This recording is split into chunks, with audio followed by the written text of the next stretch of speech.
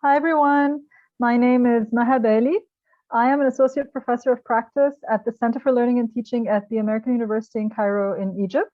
My main job is as a faculty developer, so I'm always thinking of creative ways of doing assessments, and I always advise faculty on how to do it. But I also teach my own course, so I try things out, see how it works, and then I let people know how's it going for me. So one of the courses that I currently teach is a course on digital literacies and intercultural learning. And I do an assessment in the course, which is a game. Students create their own game to build empathy for a cause they care about. So they've learned about what it means to have empathy towards others and compassion.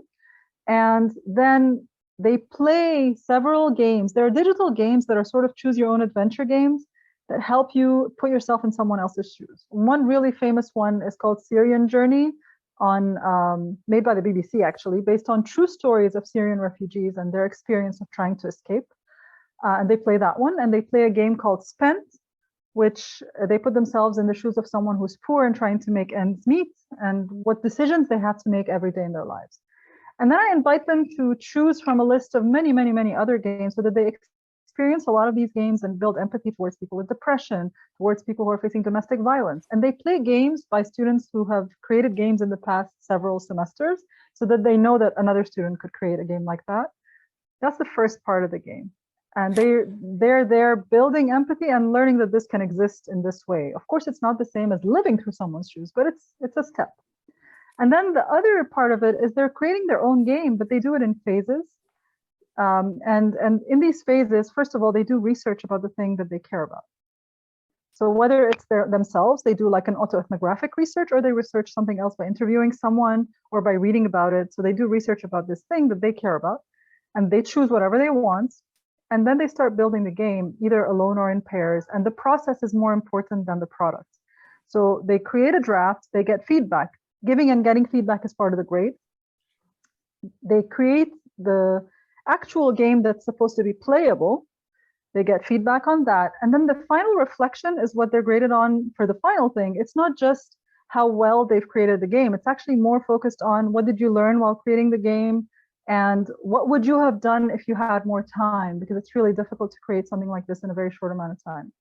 And the way they create the games is they create them using Google Slides or Google Forms, which are not made for creating games. And so it's a special way of learning how to hack the technology. So it's a digital literacy of how can I make this tool that's designed for presentations or surveys do something completely different, which is create a game. And it sort of changes their mindset of how technology can be used for different reasons. I have described the entire game on a link, and I'm gonna share that link with people who want to take a look at it more closely. And I think it also explains how you can use Google Slides and Google Forms in this way, which encourages students to write a lot and tell a story without realizing that they're writing.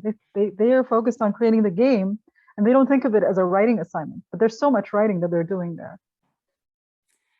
Do you want to tell us a little bit why you chose to change from a traditional way of assessing students? I think one of the main things is to motivate them. I think it's important to motivate students. We already have several writing assignments in the course. And so adding more and more writing assignments, that's in itself an issue. The other thing is also, if I don't teach rhetoric, but for people who teach rhetoric, there are different ways of writing in ways that convince others. And sometimes you want to use visual rhetoric. Sometimes this idea of a game, of putting someone in the situation where they have agency of how the game goes, is in itself a value that's worth sharing. A lot of times, when you talk to students about games, they will think about a game like Snakes and Ladders, where you actually have no agency, the dice decides for you. Or you choose a game, or they think about a game like Monopoly, which has some element of chance, you make some choices. But to think about how do you create a game where the player makes choices and then you see the consequences of those choices and you can play it again and play it differently. I think that in itself is a useful just way of thinking about the world, and how, we do readings and we play games, and they compare between how well a reading promotes their empathy versus how well a game does it. So. Wow. Okay. So can you share a high point with us, or a good experience, or one good word about this? So one really good one was a student who was writing about how it feels to lose a parent when you're young. And what was amazing about this one is my students write everything on their blogs so everybody could see it. But she didn't feel comfortable with the autoethnographic part to share it publicly, so she shared it privately with me. But then she created the game, and she said that the game was cathartic for her. Like, she had difficulty talking about it, but creating the game allowed her to you know, it was like therapeutic for her, and she felt better doing it.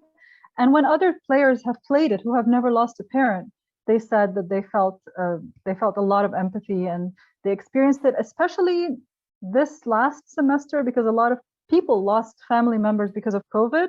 So even ones who hadn't lost the family members themselves, but they empathized a lot with that particular game.